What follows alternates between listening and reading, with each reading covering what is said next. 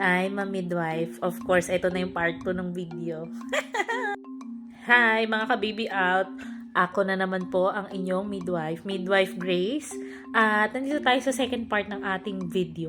Yung series ng ating mga pagkain na sinasabi nila na hindi daw pwede during pregnancy. So, ano nga ba yun? Ano na naman yun? Ayun, ito na nga.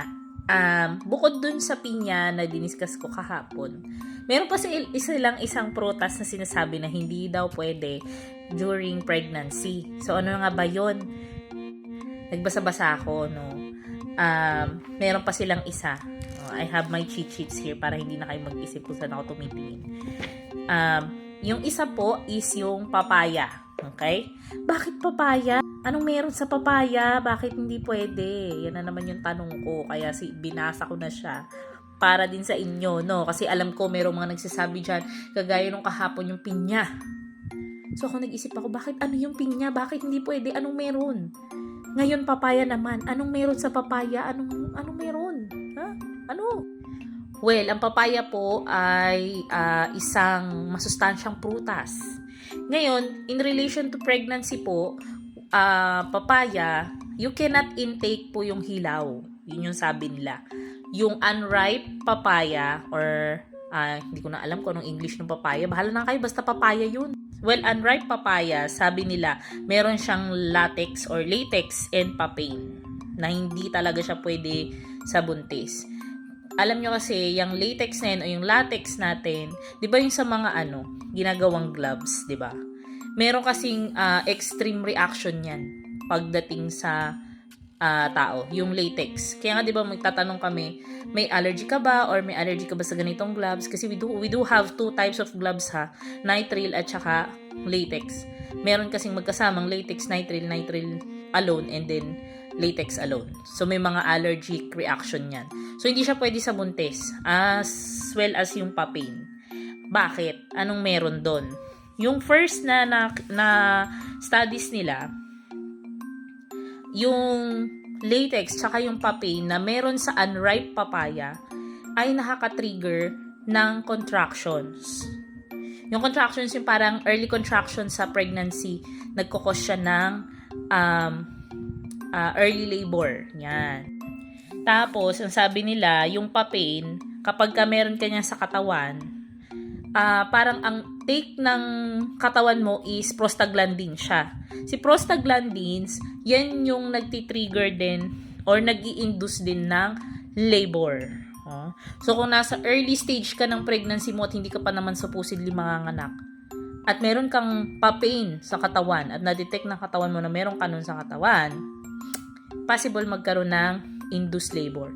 Again, this papain and latex is only seen sa papaya na hilaw. Unripe, okay? Unripe papaya. Okay?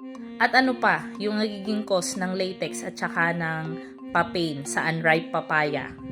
Yung pag-weaken o yung paghina ng mga vital membranes during your pregnancy.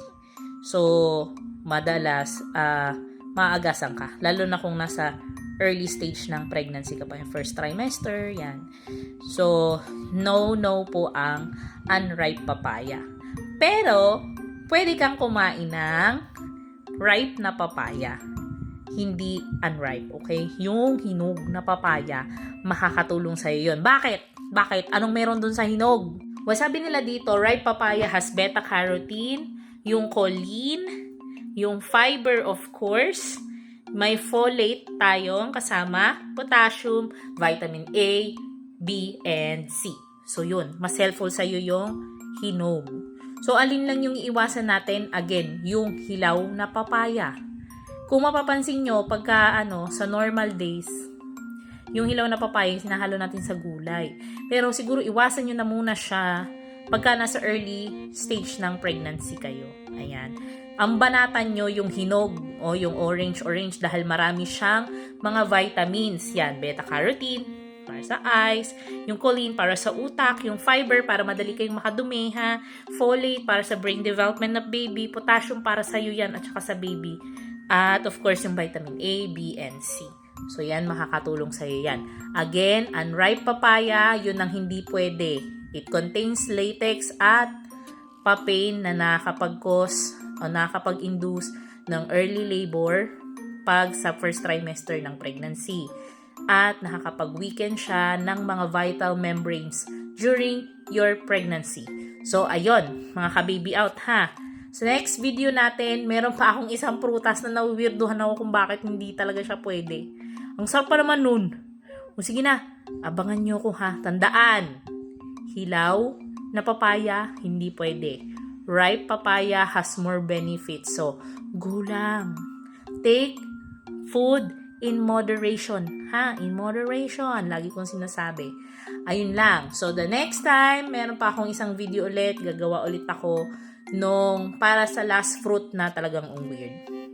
Mag-study ulit tayo. Okay? So, ayun lang mga ka-baby out. Again, thank you so much. This is your midwife Grace of Entrusted Hands Birthing Station. We provide you quality maternal care. Hanggang susunod. Adios mga ka-baby out. Babu!